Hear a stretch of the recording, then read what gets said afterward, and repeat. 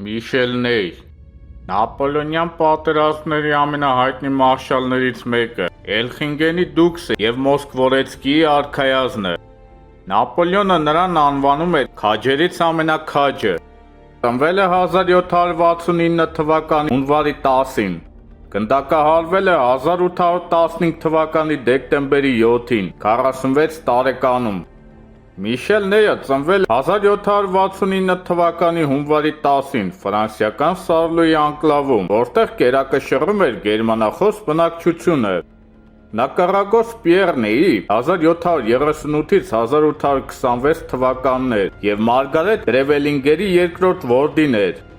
Համալսարանն ավարտելուց հետո նա աշխատել է նոտարի մոտ որպես գրագիր, ապա որպես վերահսկիչ Դուլարանում։ 1788 թվականին որպես շարքային նա միացավ հուսարական գնդին, մասնակցեց Ֆրանսիայի հեղափոխական պատերազմներին և վիրավորվեց Մայնցի պաշարման ժամանակ։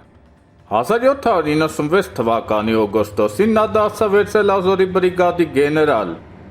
1797 թվականի ապրիլի 17-ին Նեյը գերի ընկավ ավստրիացիների կողմից Նոյվիդի մոտ տեղի ունեցած ճակատամարտում և նույն թվականի մայիսին վերադարձավ բանակ ավստրիացի գեներալի հետ փոխանակման արդյունքում։ 1799 թվականի մարտին նրան շնորհվեց դիվիզիայի գեներալի կոչում։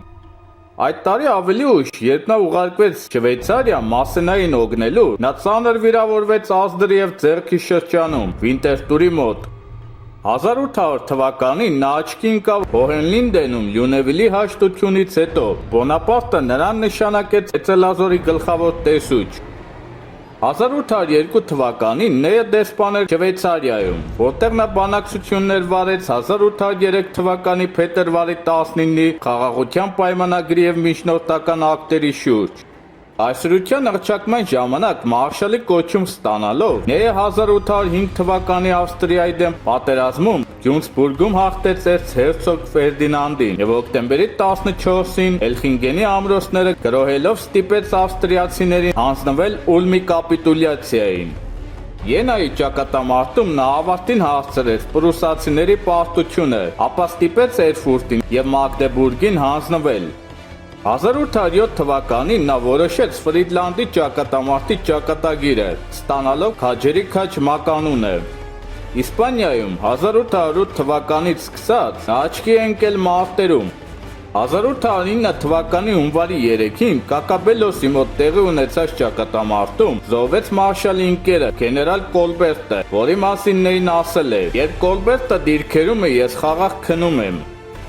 1811 թվականին նա վիճաբանեց գլխավոր հրամանատար Մասենայի հետ արշավանքի ծրագրի շուրջ և վերադարձավ Ֆրանսիա։ 1812 թվականի ռուսական արշավանքի ժամանակ նա հրամանատարեց կորպուսը։ Մոսկվայի օկուպացիայի ժամանակ մարշալի շտաբը և կացարանը գտնվում էր Կուսկովոյի կալվածքում։ Մոսկվայի օկուպացիայից հետո նա օկուպացրեց Բոգորոդսկը և նրա պարեկային ուժերը հասան Դուբնագետ։ Ռուսաստանից նահանջի ժամանակ Վյազմայի մոտ տեղի ունեցած ճակատամարտից հետո նա ստանձնեց թիկունքի ղեկավարությունը, փոխարինելով մարշալ Դավոյի կորպուսին։ Մեծ բանակի հիմնական ուժերի Սմոլենսկից նահանջից հետո նա ծածկեց այս նահանջը և հրամայեց պատրաստել Սմոլենսկի ամրությունները քանդման համար։ Նահանջը հետաձգելով նա կտրվեց Նապոլեոնից ռուսական զորքերի կողմից Միլորադովիչի հրամանատարությամբ զորքերի ճնշումից հետո։ Նա փորձեց ճեղքել, բայց կրելով մեծ կորուստներ չկարողացավ իրականացնել իր մտադրությունը։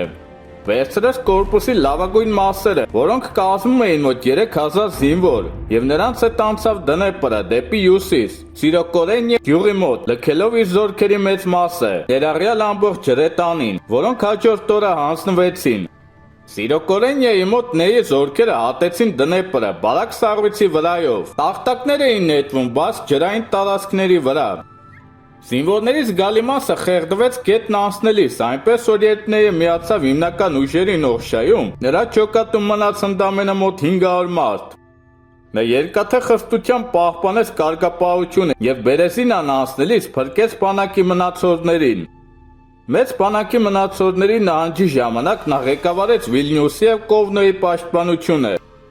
1813 թվականին Գրոսպիրենի մոտ Ուդինոտի պարտությունից հետո նա ստացավ Բերլինի վրա հարձակվելու մտադրություն ունեցող զորքերի գերագույն հրամանատարությունը, սակայն սեպտեմբերի 6-ին Դեննևիցի մոտ նա պարտվեց Բյուլովին։ Դրանից հետո սեպտեմբերի 29-ին նա պարտվեց թվային առումով զիջող շվեդական բանակին Ռոսլաուի ճակատամարտում։ 1814 թվականի արշավանքի ժամանակ նա կռվել է Բրիենի, Մոնմիրայի, Կրաոնի և Շալոն-սյուր-Մարնի մոտ։ Փարիզի գրավումից հետո նա համոզեց կայսրին հրաժարվել գայից։ Լյուդովիկոս 18-րդը նրան նշանակեց ռազմական խորհրդի անդամ և ազնվական, ինչպես նաև վստահեց 6-րդ դիվիզիայի հրամանատարությունը։ Նեի ընտանիքը, կինը 1802 թվականի հուլիսից, Ագլեյ Լուիս Օժիեր 1782-ից 1854 թվականներ, Թագուհի Մարի Անտուանետի սպասուհու, Մադամ Ադելայդա Օժիեի 1758-ից 1794 թվականներ, դուստրը, որն ինքնասպան է եղել կառափնյա կառույցի վախից։ Նա կրթություն է ստացել իր մորաքրոջ Մադամ Կամպանի հայտնի գիշերօթիկ դպրոցում, որտեղ էլ ընկերացել է Հորտենս Բոհարնեի հետ։ Նրա ամուսնությունը Մարշալնեի հետ կազմակերպվել էր Նապոլեոնի և նրա կնոջ Ժոզեֆինայի կողմից։ 1804 թվականին որպես արքունիքի սպասուհի նա ներկա է նրանց թագադրմանը։ Ըստ Մադամ Ռեմյուզատի, Ագլեյ Նեյը նիհար և բարձրահասակ էր, ուներ համեմատաբար մեծ դիմագծեր, գեղեցիկ աչքեր, բարի, հաճելի դեմք և շատ գեղեցիկ ձայն։ Նա բնույթով ամաչկոտ և բարի անձնավորություն էր, անկարող էր որևէ վատ բան ասել կամ անել, սակայն այս առանձնացումները, որոնցով նա աստիճանաբար պարգևատրվում էր, շրջեցին նրա գլուխը, և երբեմն նա դառնում էր շատ հավակնոտ անձնավորություն, բայց դա նրա մեջ ոչ մեկին շոկի չենթարկեց, քանի որ նա հույսը դնում էր ամուսնու բարձր ռազմական հեղինակության վրա։ Նրա բնավորությունը բնորոշ էր արտասովոր շքեղության սովորությանը, իսկ նրա տունը Փարիզի ամենահիասքանչներից մեկն էր, որի կահավորանքն ու զարդարանքը արժեցել է 1.100.000 ֆրանկ։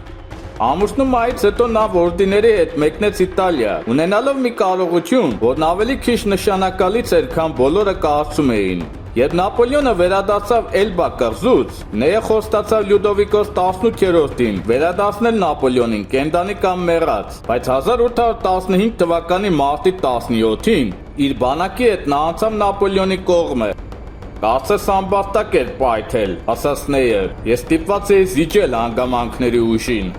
1815 թվականի արշավանքի սկզբում Նեյը Նապոլեոնից ստացավ և ստանձնեց առաջին և երկրորդ կորպուսների հրամանատարությունը։ Հունիսի 16-ին նա կռվեց Քվատրեբրասի մոտ, Վելինգտոնի դքսի դեմ, իսկ Վաթերլոյի մոտ նա մեծ քաջությամբ հրամանատարեց կենտրոնը։ Նրա զորքերի ձիերից սպանվեց 5 ձի, բայց Նեյը պատառոտված համազգեստով, դեմքը վառոդի ծխից սևացած, դեռ փորձում էր հավաքագրել մնացած զինվորներին հարձակման համար, գոռալով. «Տեսեք, թե ինչպես է մահանում Ֆրանսիայի մարշալը»։ Պարտությունից հետո Փարիզ վերադառնալով նա խորհուրդ տվեց համակիրների պալատում հետ կանչել բուրբոններին։ Շվեյցարիա փախչելու փորձի ժամանակ նա ձերբակալվեց օգոստոսի 19-ին և բերվեց Փարիզ։ Ոչ մի գեներալ չէր ուզում դատել հրամանատարին։ Նեյը հերքեց ռազմական դատարանի իրավասությունը այս գործում և պահանջեց, որ այն ուղարկվի համակիրների պալատ։ Նեյի նախկին ընկերներից կազմված ռազմական դատարանը որոշեց, որ իրավասություն չունի այս գործը քննելու։ Պալատը պարզապես սպասում էր իր եռանդը ցույց տալու հարմար առիթի։ Բոլոր պիրերից 161-ի մեջ այն մեկը գտնվեց, որը խոսեց մարշալի անմեղության օգտին։ Դա երիտասարդ դուքս Դբրոգլին էր, որը ընդամենը 9 օր առաջ էր ասել այն տարիքին, որը նրան իրավունք էր տալիս նստել պիրերի պալատում։ 139 ձայն տրվեց անհապաղ մահապատժի օգտին, առանց դատավճիռը բողոքարկելու իրավունքի։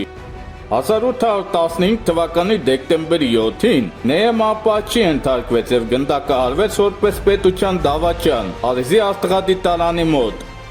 Նա ղեկավարեց իր սեփական մահապատիժը։ 1853 թվականին այս վայրում կանգնեցվեց Նեյի արձանը։